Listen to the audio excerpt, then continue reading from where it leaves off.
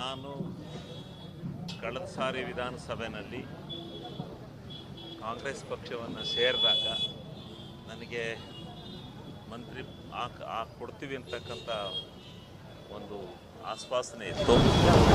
ಅದನ್ನು ಇವತ್ತು ಪಕ್ಷ ಮತ್ತು ನಮ್ಮ ಮುಖಂಡರಾದಂಥ ಸಿದ್ದರಾಮಣ್ಣವರು, ನಮ್ಮ ಮುಖ್ಯಮಂತ್ರಿಗಳಾದ ಡಿ ಕೆ ಶಿವಕುಮಾರ್ ಅವರು, ಪಕ್ಷದ ರಾಷ್ಟ್ರೀಯ ಅಧ್ಯಕ್ಷರಾದ ಖರ್ಗೆಜಿಯವರು, ರಾಹುಲ್ಜಿಯವರು ಮತ್ತು ನಮ್ಮ ಹರಿಪ್ರಸಾದ್ ಅವರು ಎಲ್ಲ ಇವತ್ತು ನನಗೆ ಜವಾಬ್ದಾರಿಯನ್ನು ಕೊಟ್ಟಿದ್ದಾರೆ.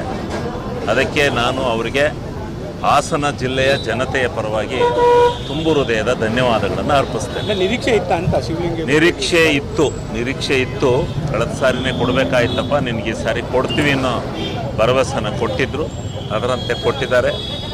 ಆ ನಿರೀಕ್ಷೆಯಂತೆ ಈಗ ನಾವು ಆ ನಿರೀಕ್ಷೆಯನ್ನು ಉಳಿಸಿಕೊಂಡು ಒಳ್ಳೆ ಕೆಲಸ ಮಾಡಿ ಪಕ್ಷ ಸಂಘಟನೆ ಮತ್ತು ಜನರ ಸೇವೆ ಮಾಡ್ತಕ್ಕಂಥ ಕೆಲಸ ಮಾಡಬೇಕಾಯ್ತು. ಸರ್, ಒಂದು ರೀತಿ ಫೋರ್ಸ್ ಕ್ರಿಯೇಟ್ ಆಯ್ತಾ ಅಂತ ಹಳೆ ಮೈಸೂರು ಭಾಗದಲ್ಲಿ JDS ವಿರುದ್ಧ ಹೋರಾಡೋಕ್ಕೆ? ಯಾಕೆಂದ್ರೆ ಈ ಪ್ಯಾಟ್ರನ್ ನೋಡಿದ್ರೆ ಏನು ಫೋರ್ಸ್ ಇಲ್ಲ, ಯಾವ ಫೋರ್ಸು ಇಲ್ಲ, ಏನಿಲ್ಲ.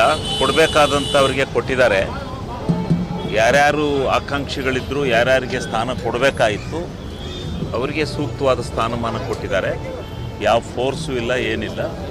ಅವಶ್ಯಕತೆಗೆ ಅನುಗುಣವಾಗಿ ಕೊಟ್ಟಿದ್ದಾರೆ. ಅದನ್ನು ಮಾಡ್ತಕ್ಕಂಥ ಕೆಲಸವನ್ನು ಮಾಡೋಣ. ನಮ್ಮ ಮುಂದಿರ್ತಕ್ಕಂಥ ಸವಾಲು 28ನೇ ಇಸ್ವಿಗೆ ಮತ್ತೆ ಈ ರಾಜ್ಯದಲ್ಲಿ ಕಾಂಗ್ರೆಸ್ ಸರ್ಕಾರವನ್ನು ಅಧಿಕಾರಕ್ಕೆ ತರ್ತಕ್ಕಂಥದ್ದು. ಅದನ್ನು ಮಾಡ್ತಕ್ಕಂಥ ನಿಟ್ಟಿನಲ್ಲಿ ನಾವು ಪ್ರಾಮಾಣಿಕವಾದಂಥ ಪ್ರಯತ್ನವನ್ನು ಹಗಲು ರಾತ್ರಿ ಮಾಡಬೇಕಾಗಿದೆ. ಸವಾಲಾಗಿ ಸ್ವೀಕಾರ ಮಾಡಬೇಕಾಗಿದೆ. ಇಂಥದ್ದೇ ಖಾತೆ ಬೇಕು ಅಂತ ಏನಾದರೂ ನಾನು ಯಾವ ಖಾತೆ ಜವಾಬ್ದಾರಿ ಕೊಟ್ಟರು ನಾನು ನಿರ್ವಹಿಸ್ತೇನೆ.